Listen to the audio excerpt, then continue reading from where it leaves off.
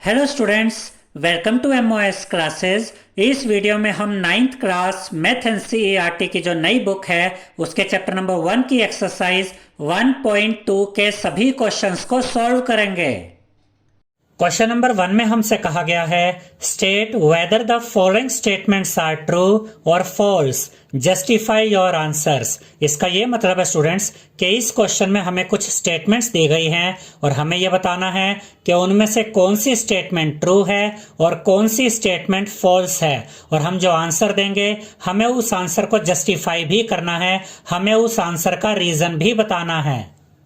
First part में हमसे कहा गया है every irrational number is a real number, यानी कि जितने भी इरेशनल नंबर्स होते हैं वो सभी रियल नंबर्स होते हैं। तो ये स्टेटमेंट बिल्कुल सही है, यानी कि ट्रू है। इस चैप्टर की बेसिक वीडियो में हमने आपको ये बताया था स्टूडेंट्स कि रियल नंबर्स रैशनल नंबर्स और इरेशनल नंबर्स से मिलाकर बनते हैं, यानी कि रियल नंबर्स में सभी रैशनल नंबर्स भी आ जाते हैं और सभी इरेशनल नंबर्स भी आ जाते हैं। तो यहाँ पर हमें क्या कहा गया है कि जितने भी इरेशनल नंबर्स होते हैं वो रियल नंबर्स भी होते हैं। बिल्कुल सही बात है, क्योंकि इरेशनल नंबर्स भी रियल नंबर्स में ही आते हैं। तो ये स्टेटमेंट है ट्रू।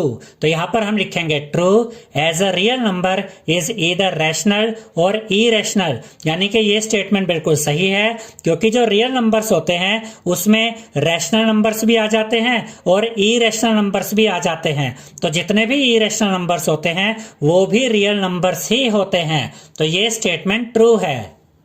इसके बाद सेकंड पार्ट में हमसे कहा गया है every point on the number line is of the form square root m where m is a natural number. इस स्टेटमेंट का ये मतलब है स्टूडेंट्स कि नंबर लाइन पर सिर्फ स्क्वायर रूट की फॉर्म वाले नंबर ही रिप्रेजेंट किए जा सकते हैं। अब ऐसा तो नहीं है, नंबर लाइन पर तो हम दूसरे जो ऐसे नंबर होते हैं जो स्क्वायर रूट की फॉर्म में नहीं होते उनको भी रिप्रेजेंट कर सकते हैं। लेकिन स्टेटमेंट में हमसे क्या कहा गया है कि जितने भी पॉइंट्स नंबर लाइन पर होते हैं वो स्क्वायर रूट की फॉर्म में होते हैं, यानी कि हमसे कुछ ऐसा कहना चाह रहे हैं कि नंबर लाइन पर सिर्फ ये स्क्वायर रूट के जो फॉर्म के नंबर होते हैं इन्हीं को दिखाया जा सकता है, जैसे square root 2, square root 3, square root 5 या स्क्वायर रूट 6, या आप कोई और एग्जांपल भी सोच सकते हैं। लेकिन हम जानते हैं कि नंबर लाइन पर तो हम जीरो को भी रिप्रेजेंट कर सकते हैं, 1, 2, 3, 4, -1, -2, -3, -4। हम ऐसे नंबर्स को भी नंबर लाइन पर रिप्रेजेंट कर सकते हैं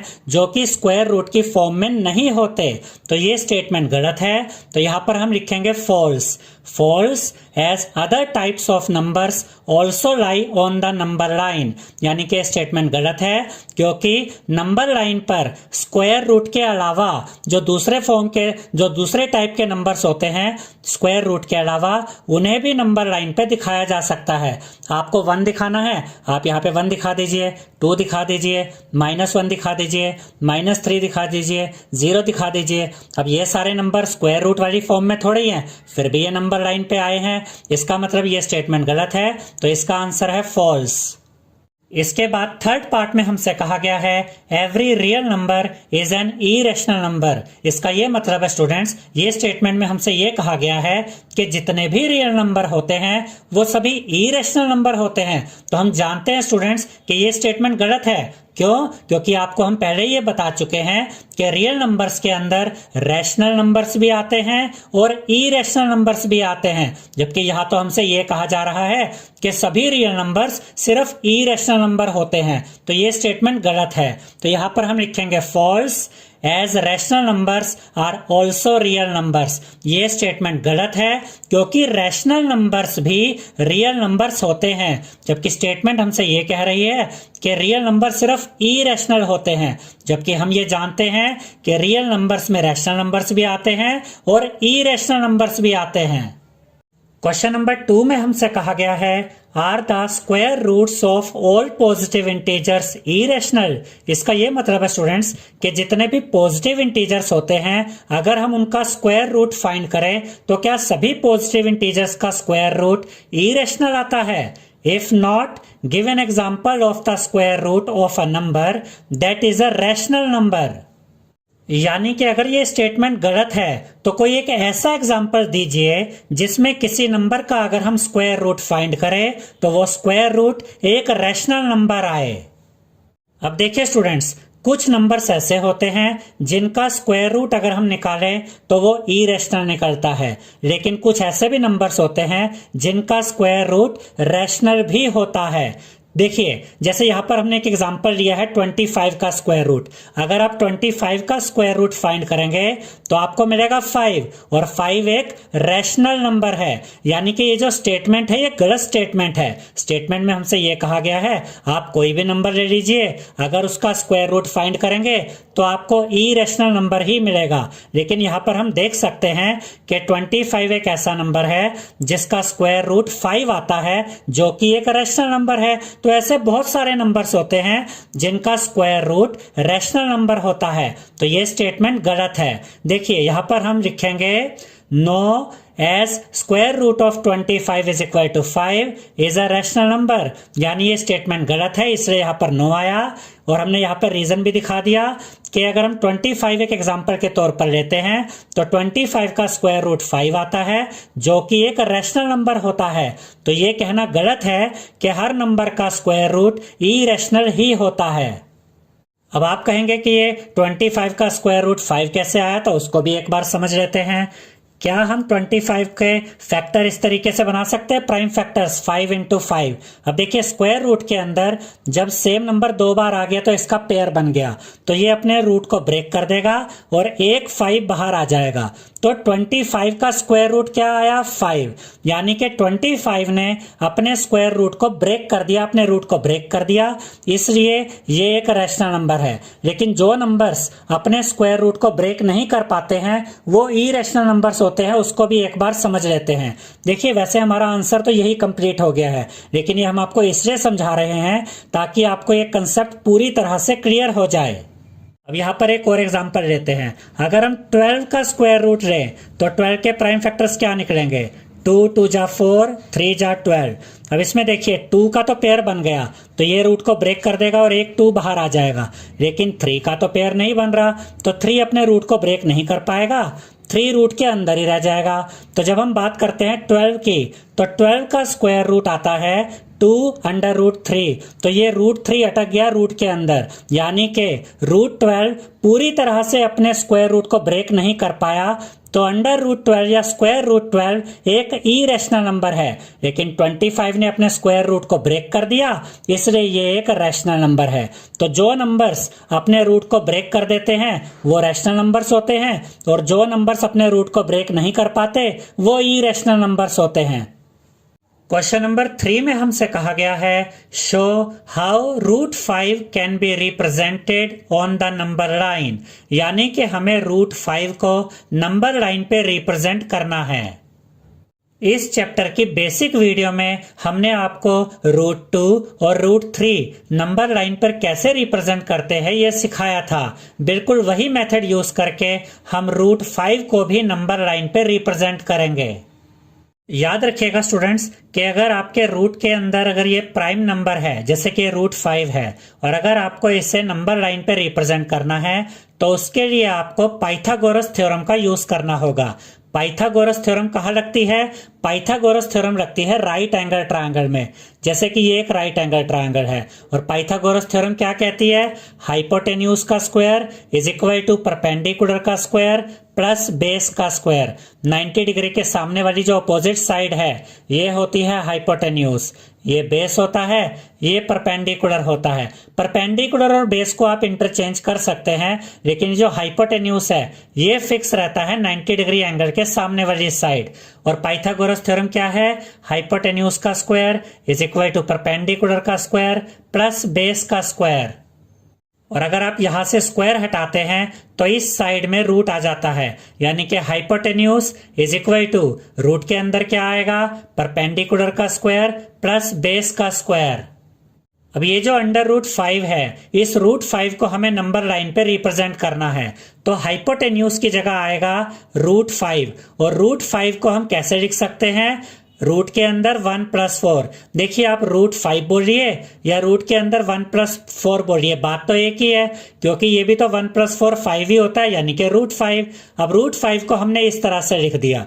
अब देखिए, ये रूट 5 अपनी जगह पे रहेगा, इज इक्वल टू रूट आ गया ये यहाँ पर। 1 को हम 1 का स्क्वायर लिख सकते हैं, प्लस का साइन आएगा।